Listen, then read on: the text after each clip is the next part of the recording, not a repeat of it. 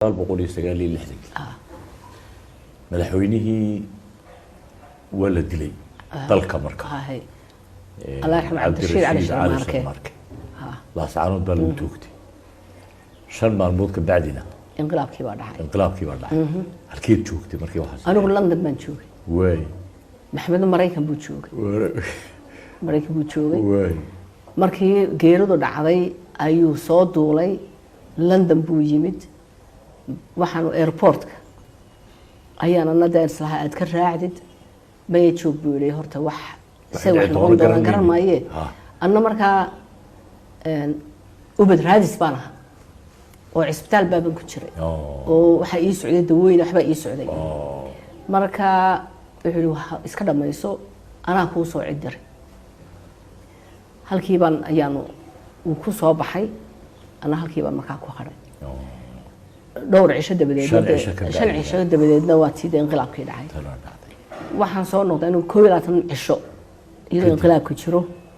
ayaan soo noqday way $380 baan la soo galay dalka markaan hoteelkii aan ku jiray iska bixiyay way markii horta safaaradda Soomaalidu ay ku leedahay London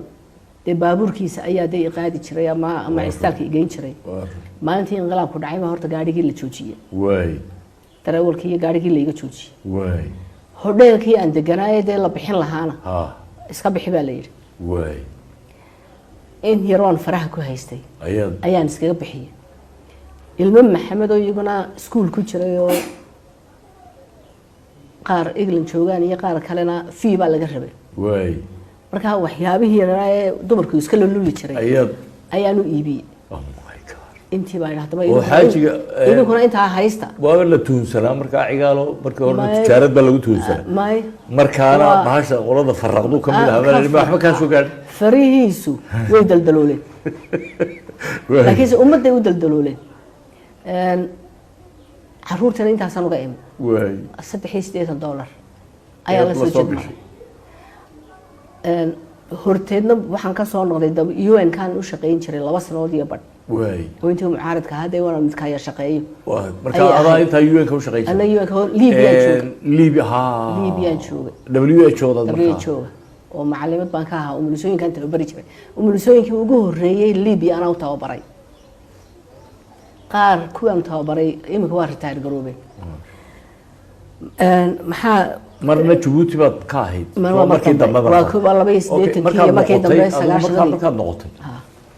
meel isaga soo mu xidhnay uu xidhay airport kaniga laga xidhay adigana meel marka wad badeed adigu maxaa sameeyay markaad ogaatay odayga la xidhay odayga waa xidhan yahay hay reerkii hooyo iyo walaalo iyo caruurtii wixii waa meeshii joogan tan waxaan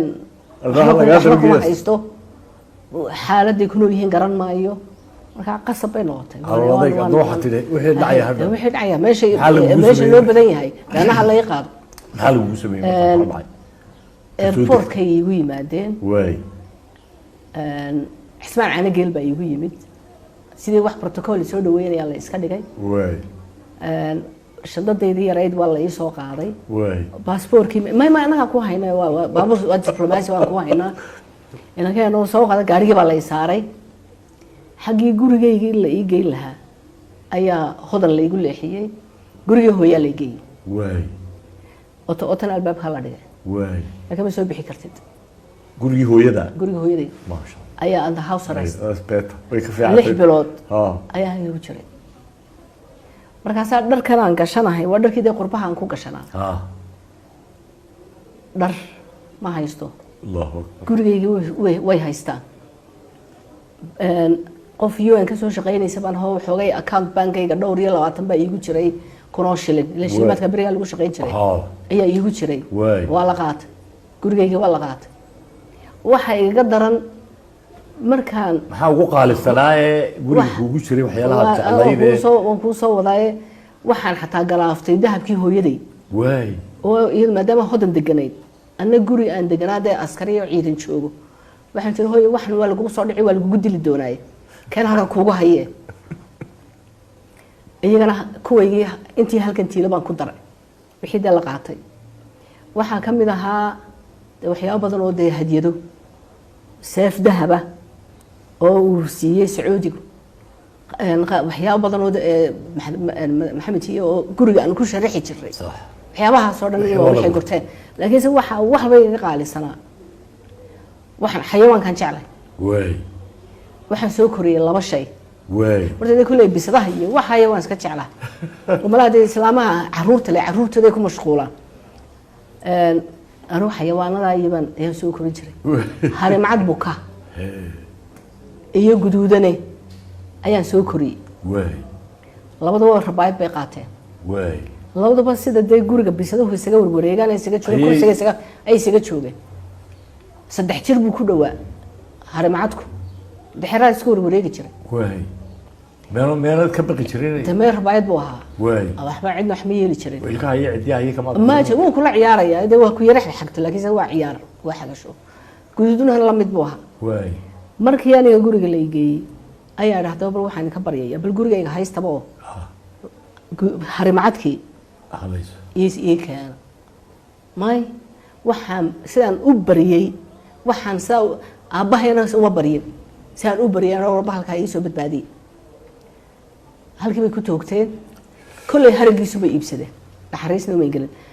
marka aad bay naxdin way bayaan markii mar damban ogaad in la dilay oo guriga wuxuu ahaa villa Soomaaliya kii loo jeedo ma villa Soomaaliya ma hayna wuxuu ahaa gurigii Lido villa Soomaaliya dadweynaha ku jira Lido ahaa guri Lido ahaa